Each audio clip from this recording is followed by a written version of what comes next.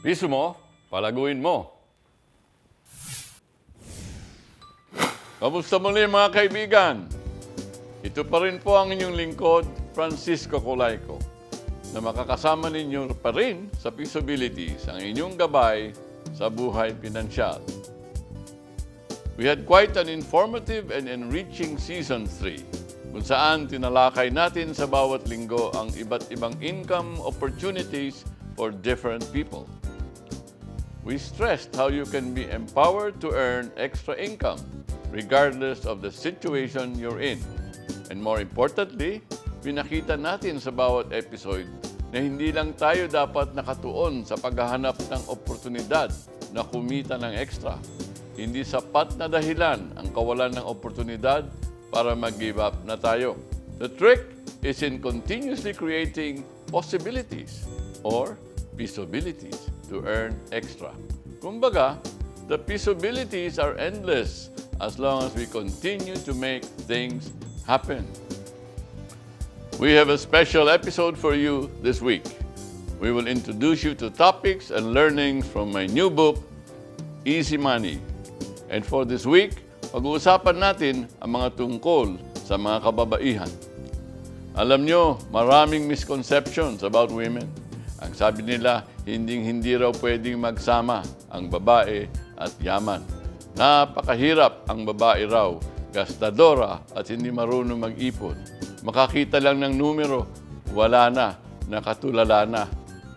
Mga kaibigan, hindi totoo ang mga yan. Sa totoo lang, sa pamilyang Pilipino, ang mga ginang ng tahanan ay siyang namamahala ng pera at gastusin. At isa pa, kahit sino, pwedeng yumaman.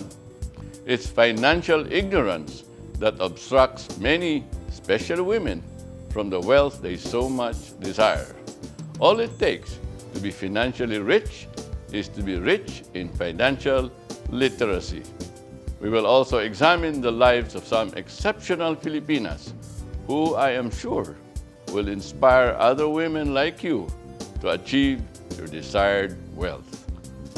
Oh, excited na ba ang mga kaibigan nating kababaihan for this episode? We guarantee another empowering and inspirational episode sa pagbabalik ng Pisobilities. Makalipas lang ang ilang paalala. Walang lipatan, tutok lang. Piso mo, palaguin mo.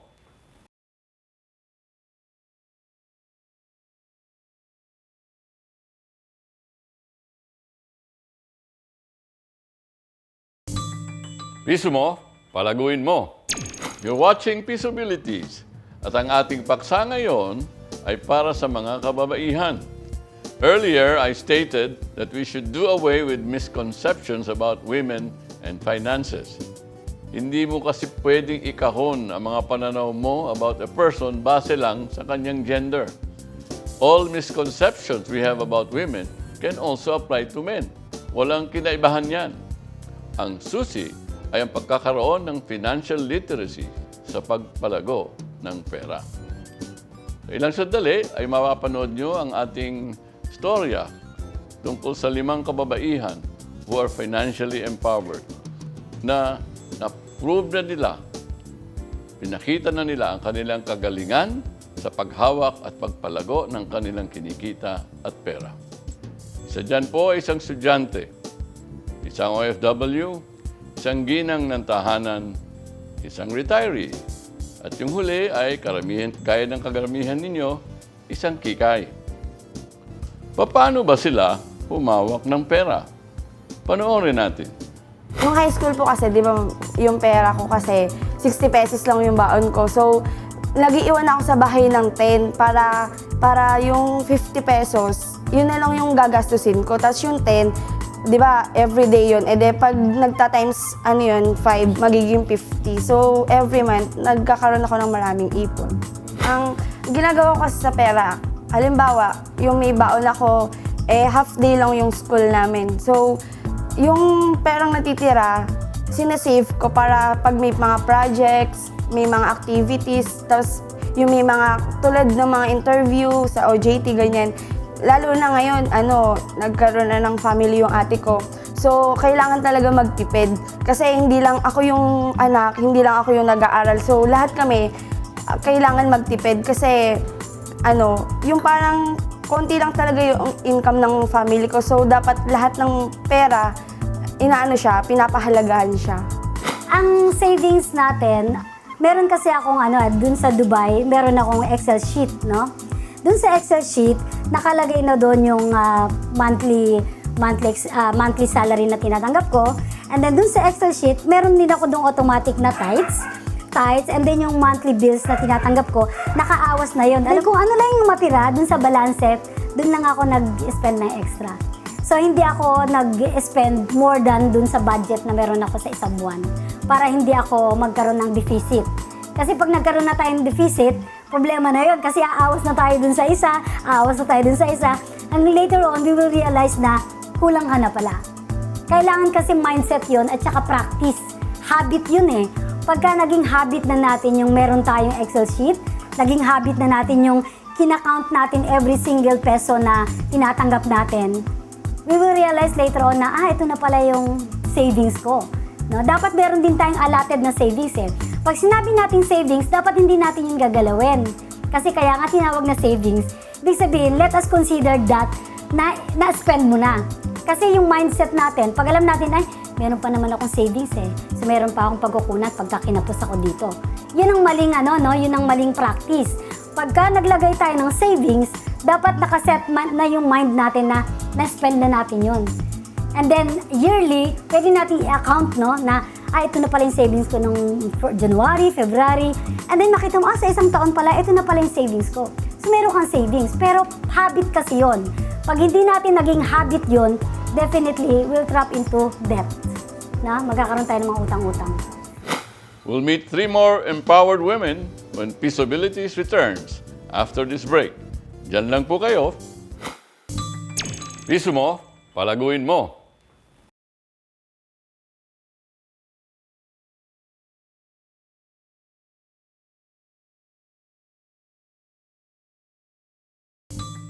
Piso mo, palaguin mo.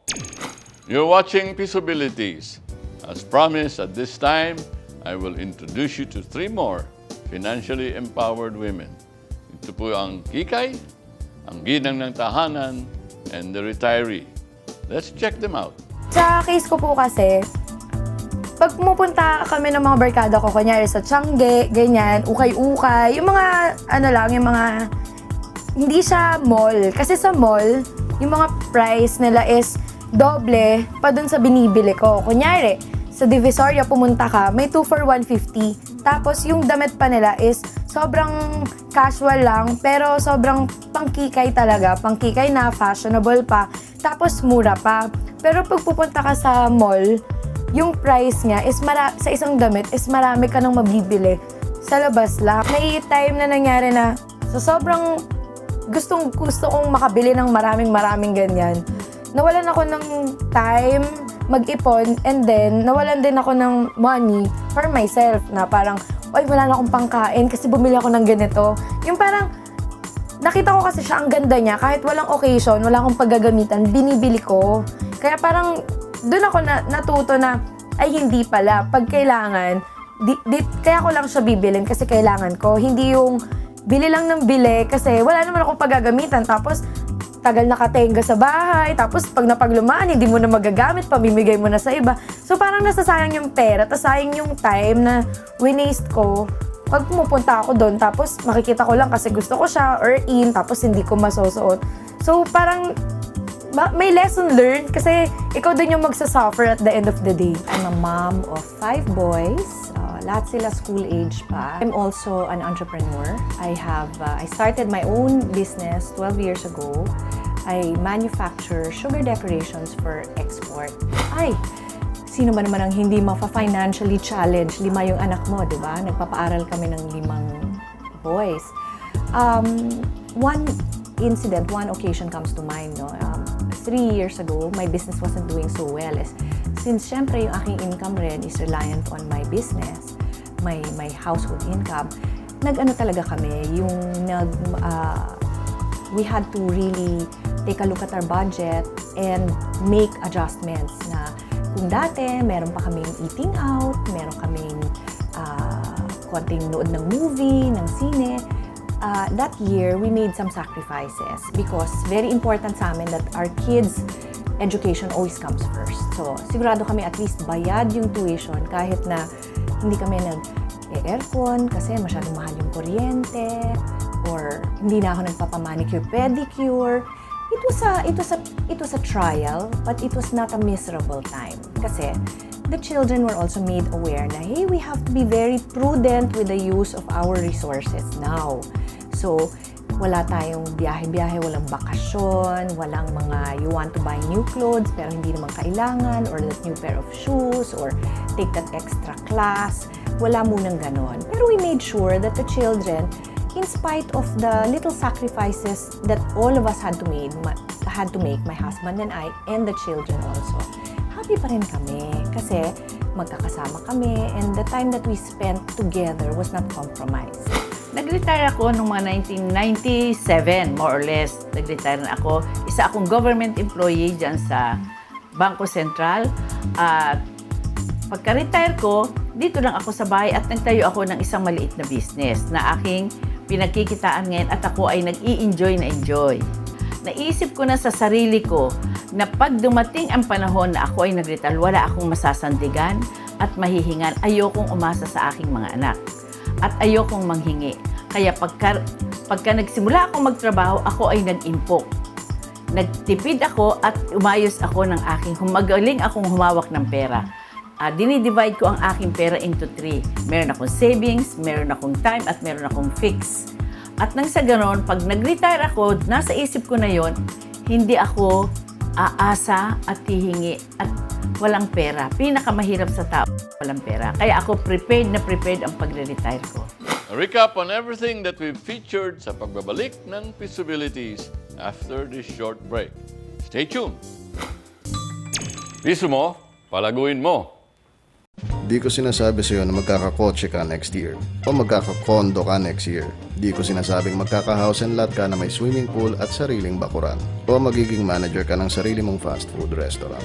Di ko sinasabing makakapag-European tour kayo ni Mrs. next month o mapapag-aral si Bunso sa UP at si Kuya sa Ateneo sa susunod na pasukan. Di ko sinasabi ang lahat ng ito para bulahin ka na maraming pwedeng mangyari sa buhay mo bukod sa kung ano ang meron ka ngayon. Ang sinasabi ko lang, walang mangyayari kung manonood ka lang. Tawag ka o text mo kami o i-click mo ito www.kskcoop.com. Sabi ko sa'yo, posible ang mga ito. Agenda. Kasama ka, kaisa ka, may pakialam ka. Kahit saan ka lumingon, may isyung nakakaapekto sa iyo. Kaya dapat pag-usapan. Dahil lahat ng issue, kasama ka, kaisa ka, may pakialam ka.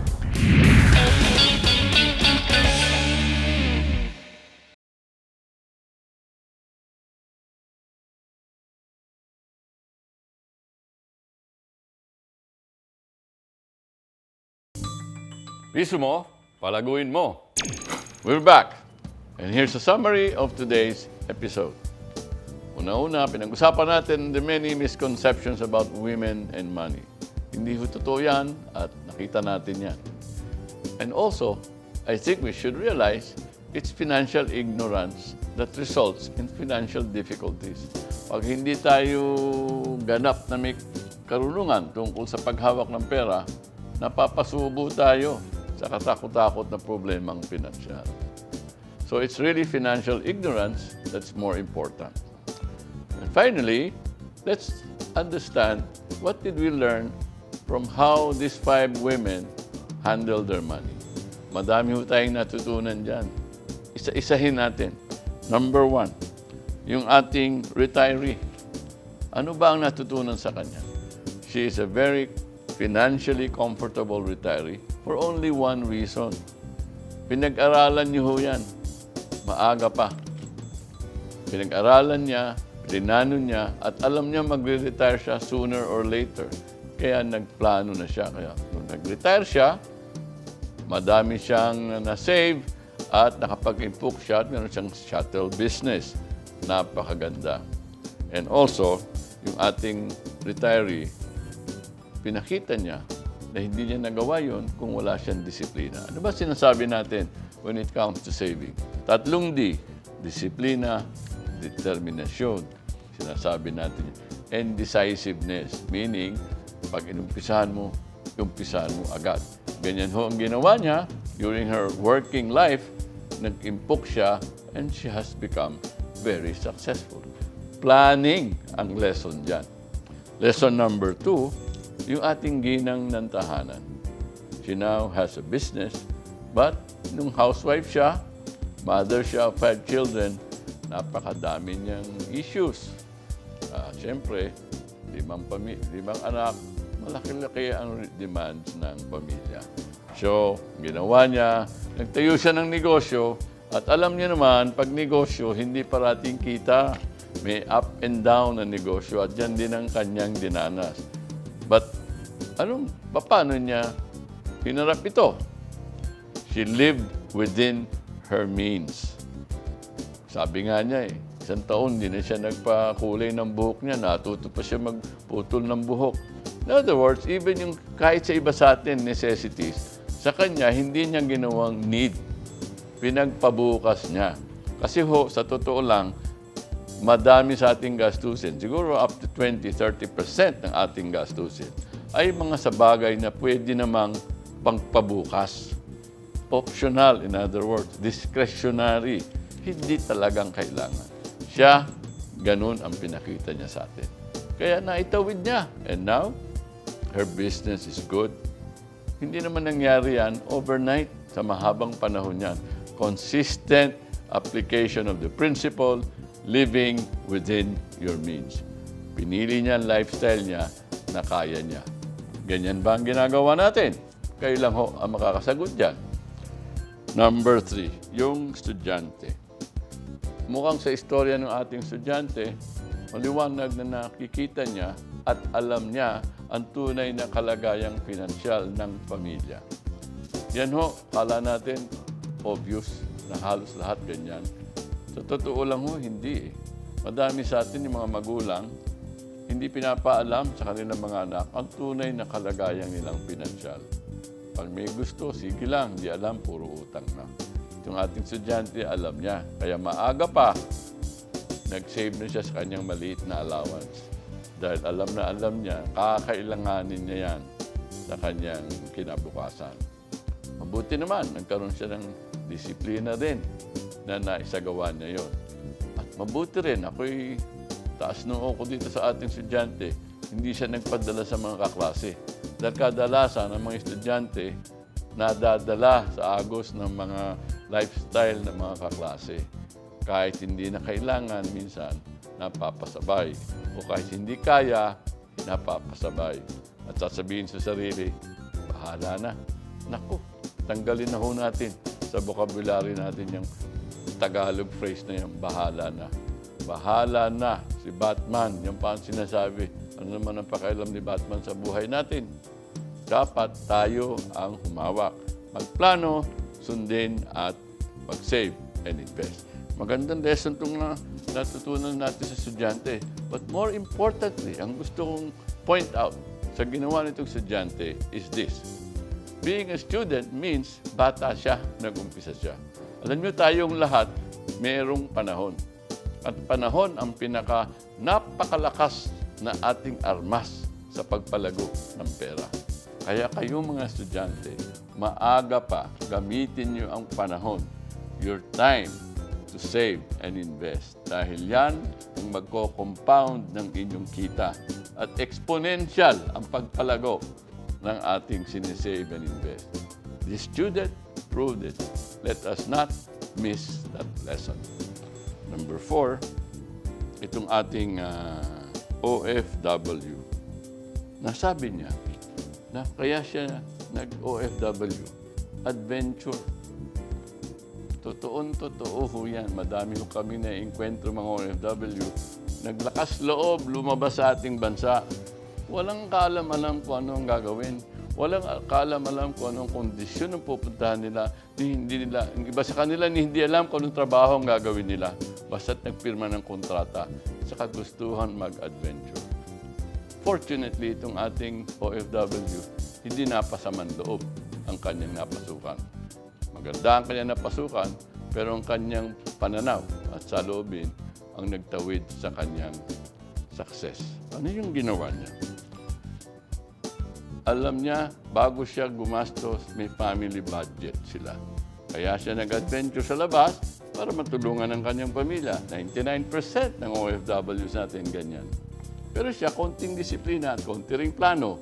Hindi siya gumagastos until ma-meet niya yung family budget. At ang isa pang napakaganda sa kanya, yung kanyang pananaw sa pera. That pera is just a tool. It's just a means for something. At maganda pa sa kanyang sinabi, ang kanyang paniwala na tayo ay just stewards sa mundong ito. Lahat ng ating kayamanan ay handog lang sa atin ng ating Panginoon. At may purpose bawat isa. Kaya sa kanya, hindi siya nabubulag sa pera. Sa kanya, ang pera is a tool to achieve something. At na-prove niya yan sa kanyang pananaw, sa kanyang behavior, sa kanyang lifestyle, at sa kanyang masusing pag-save at pag-invest habang siya'y kumikita. Napakagandang lesson because dyan nag-uumpisa ang tagumpay. Mindset. Ano ang pananaw mo sa pera? Ang pera dapat, tools lang natin yan. May katapusan yan kung mali ang paggamit. So, tamang paggamit ng pera ang importante. Panglima at ang huling-huli ay yung ating kikay. Kikay. Kayong mga kikay na nanonood, mahilig sa style, lifestyle. Hindi namang masama kung kaya. Pero ano natutunan natin sa ating guest na kikay? Sabi niya, mahal ko sarili ko. Tama ho yan. Dahil the most important entity sa mundong ito is yourself. Kung tanggapin mo yan, dapat tanggapin mo rin ang responsibilidad at obligasyon na yumaman. Hindi ka makapagbahagi sa iyong mahal sa buhay kung hindi ka makaimpok at magkaroon ng pwede mong ibahagi sa iyong mahal sa buhay. Kaya ang umpisa, sarili mo. Although hindi siya ganun nag-umpisa. Buti naman, sabi nga natin, without failure, you cannot have success. She had failures. Namili ng mga baro hanggang naubusan ng pera pangkain. Estudyante pa lang. So, natuto siya. Yung iba dyan, magmumukmuk na lang at hihingi ng tulong. Siya, binago niya ang kanyang lifestyle. Nag-save na siya. Estudyante siya. Kikay siya. Nakakataka paano niya nagawa. Siguro ang aking pananaw doon, simple lang. Pumiral sa kanya mas importanteng layunin na siya ang pinaka-importanting entity sa mundong ito. Kailangan improve niya sarili niya kung meron siyang gustong maisagawa para sa kanyang mahal sa buhay. Yan ang ating mga lessons learned from the 5 financially empowered women na napanood nyo ngayong araw. Gusto ko lang hong mag-side advertise, sabi nga. Ito pong Easy Money natin, available na in all leading bookstores nationwide. Pwede rin ho, tumawag diretso sa Colayco Foundation. Sa aming email, aming hotline, tumawag ho kayo. At pwede niyong diretsong orderin o pumunta kayo sa mga bookstores. Next week, we will have another special episode for you. Clueless ba kayo sa inyong mga financial goals? Gusto niyo bang malaman ano ang tunay na kahulugan ng yaman? This and more sa pagbabalik namin sa isang linggo. Well, that's a wrap for this episode. Join us again next week for more of Pisobilities, ang inyong gabay sa buhay pinansyal. Ako po si Francisco Colayco na nagsasabing ang pisong pinaghirapan mo Palaguin mo